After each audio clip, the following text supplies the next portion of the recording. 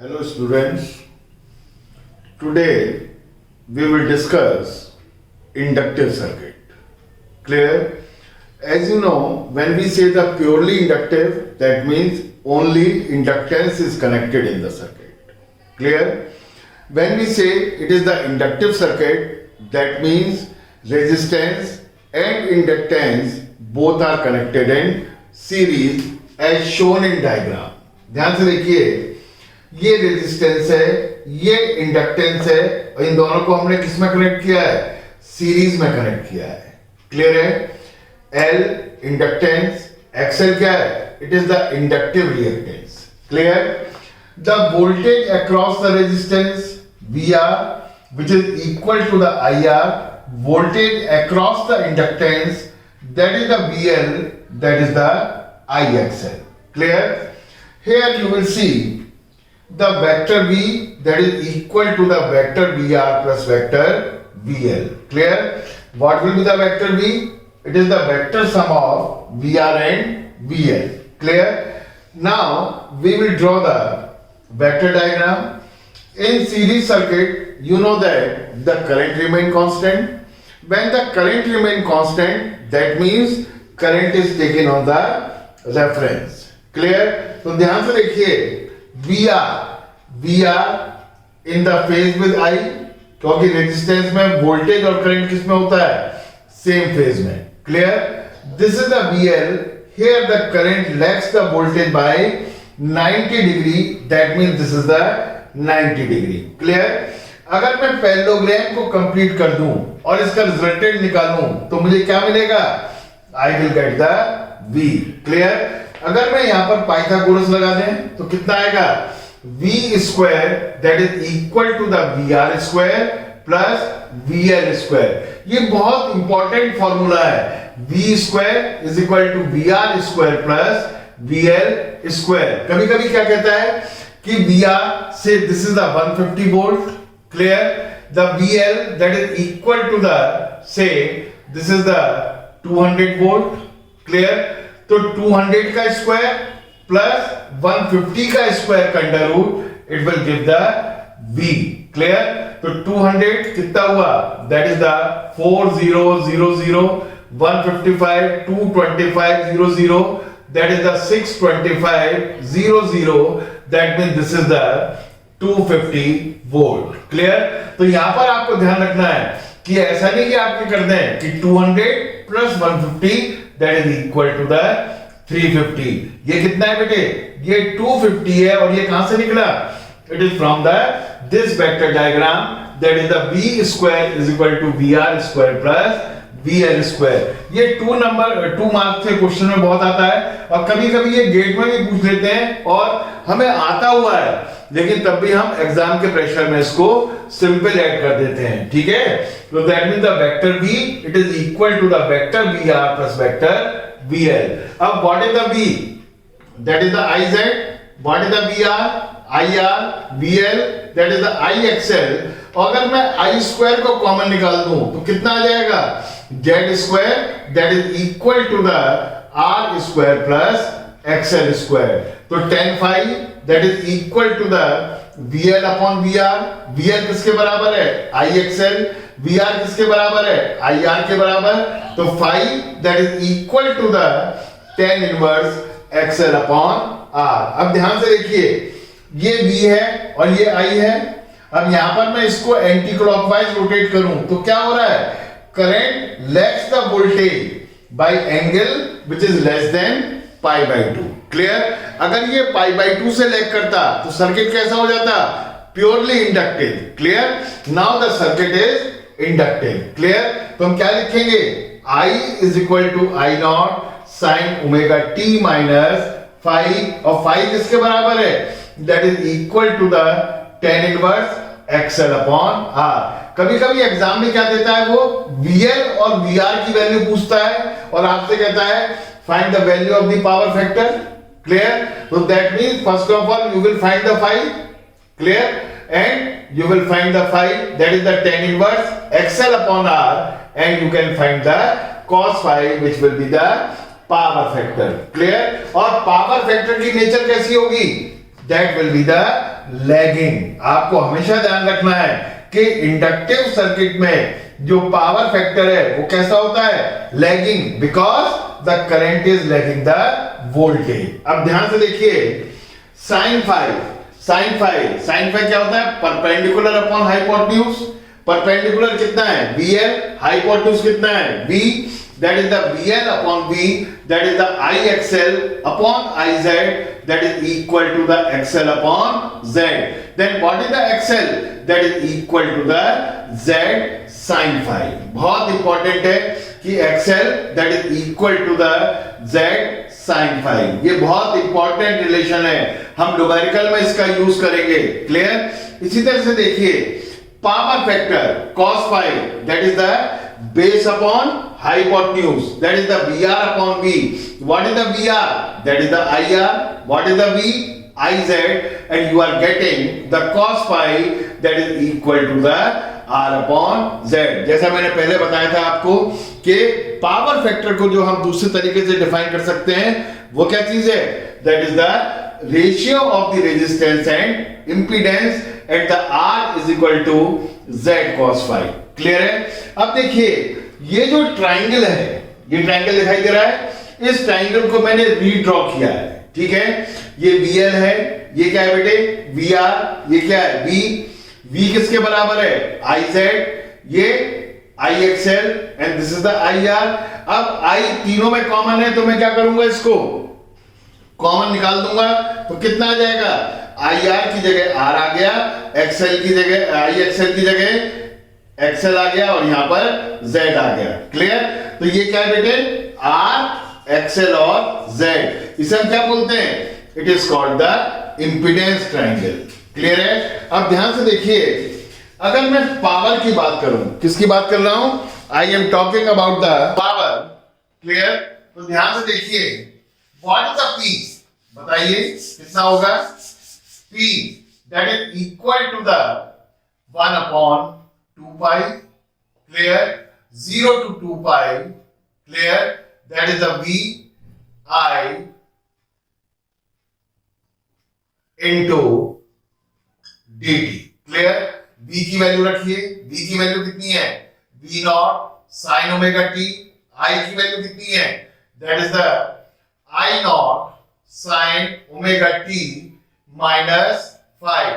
जब आप इंटीग्रेट करेंगे और इसकी लिमिट रखेंगे तो हमारा क्या मिलेगा, we are getting the P is equal to V not I not by 2 into cos omega t। Clear? What we are getting, V not I not upon I not, that is equal to the cos phi। Clear? अब ध्यान से देखो बच्चों, V not I not by 2, इसको हम कैसे लिख सकते हैं, P is equal to VRMS, ठीक है, sorry V not by root two, V not by root two, I not by root two into cos phi, that is the P that is equal to the कितना आ गया, VRMS I RMS into cos phi। तो जो power है वो कितना निकलेगा, VRMS I RMS cos phi। Clear? ध्यान से देखिए एक चीज बहुत इंपॉर्टेंट है कि जो पावर है वो कहां पर कंज्यूम होती है, केवल रेजिस्टेंस में कंज्यूम होती है। ठीक है, पावर किसमें कंज्यूम होती है, केवल रेजिस्टेंस में कंज्यूम होती है। ठीक है, तो ध्यान से देखिए what is the P, that is equal to the VRMS, clear, I RMS और cos phi कितना है, R upon Z।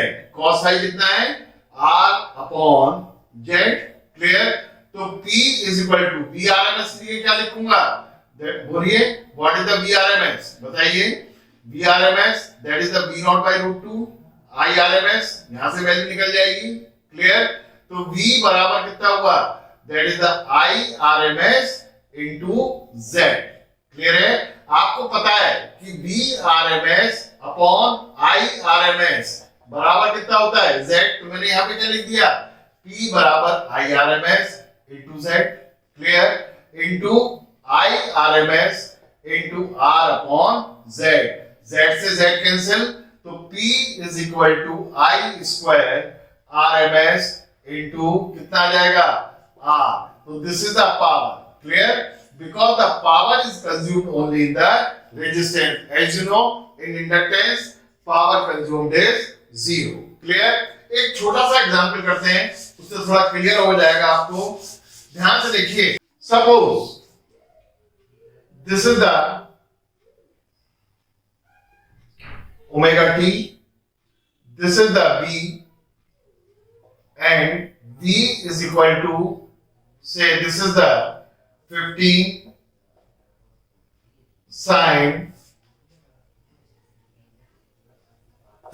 sin omega t plus pi by 3, ठीक है, sin omega t plus pi by 3, and this is the I, clear, and the I, this is the I is equal to 5 sin omega t, sin omega t plus pi by 6 ले लेते हैं इसको, ठीक है, omega t minus pi by 6। अब देखिए, पहले मैंने इसको ड्रॉ किया तो प्लस पाई बाई 6, तो ये पाई बाई 6 है, यहां पर कितना है माइनस पाई बाई 6, तो ये भी एंगल कितना हुआ पाई बाई 6। अब देखिए कि हमें ये दिया है कि b is equal to 15 sin omega t plus pi by 6 है, I is equal to 5 sin omega t minus pi by 6 है। हमें क्या निकालना है? First of all we have to find the nature of the circuit, clear। Second, we have to find the circuit element,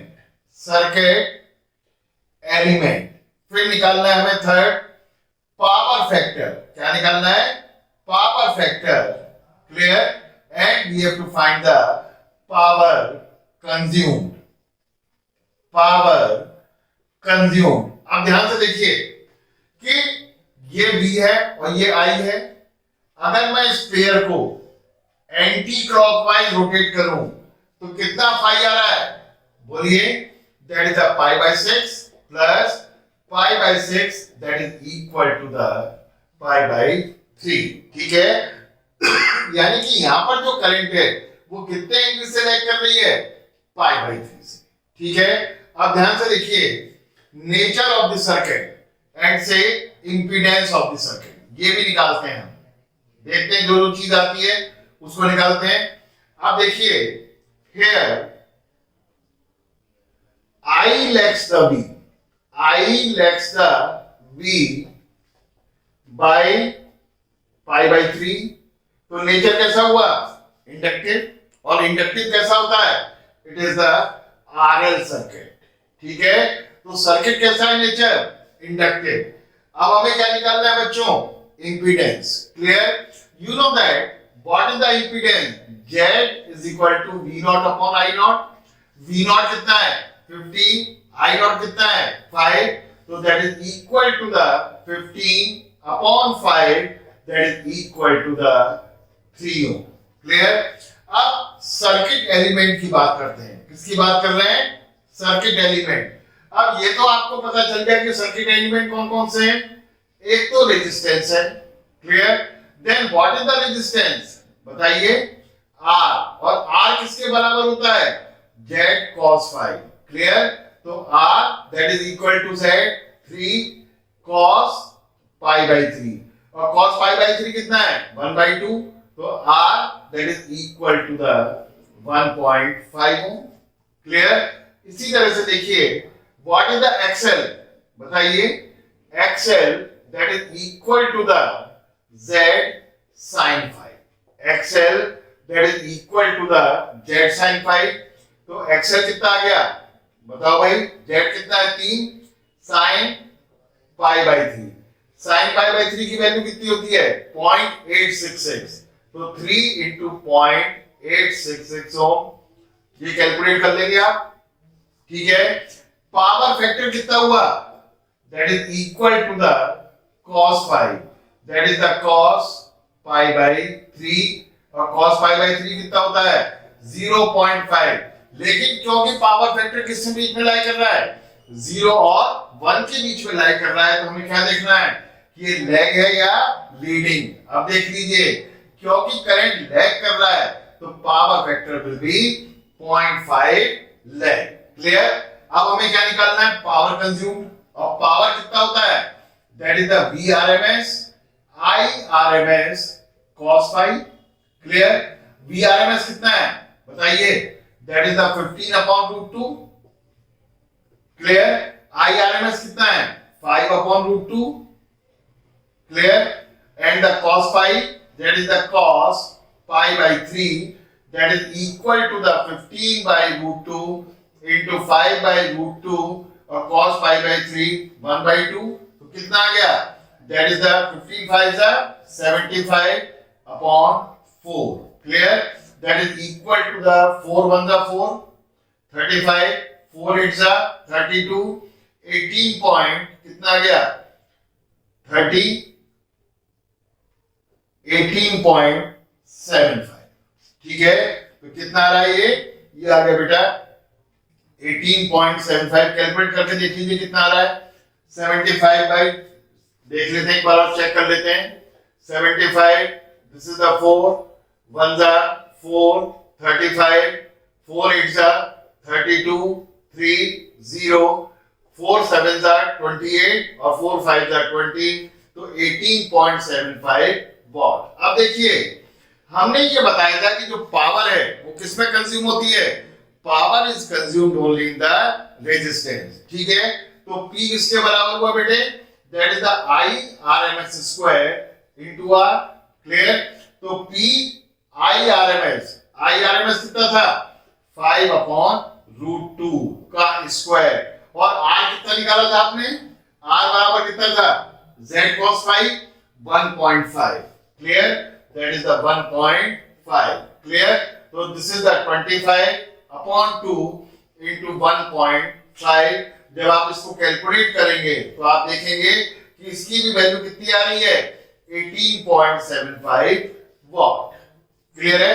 अब ध्यान से देखो बच्चों कि सपोज ये होता कि B इज इक्वल टू कितना आता है बताइए? Say this is the B is equal to omega t plus pi by 4। Clear? और यहां पर omega t माइनस कितना है? that is the pi by 4। Clear? now the phi that is equal to pi by 4 plus pi by 4 that is equal to the pi by 2। इसका मतलब क्या है कि अब जो सर्किट की नेचर है वो कैसी है? It is the purely inductive. कैसी है? Purely inductive. समझ में आ रहा है? अब सर्किट एलिमेंट क्या होगा? प्योरली इंडक्टिव में क्या होगा बेटे? केवल L होगा। ठीक है? और L किसके बराबर निकलेगा? XL। XL बराबर कितना होता है? Z sin phi। क्लियर? तो XL that is equal to the Z sin phi और Z कितना है? 15/5 3 5 that is equal to 3। तो Z that is equal to the XL। Clear? And what is the power factor? Phi कितना निकाला था आपने? pi/2। तो पावर फैक्टर हो गया बच्चों 0। जब cos phi 0 जो है हमारा 0 हो गया तो पावर कंज्यूम भी कितनी हो जाएगी? 0 हो जाएगी। क्लियर? तो ये बहुत इंपॉर्टेंट टाइप के न्यूमेरिकल है। ये किस तरीके से ही आपसे ये एग्जाम में पूछा जा सकता है। ठीक है बच्चों? तो आप देखिए ये हमने सारा का सारा किस में किया?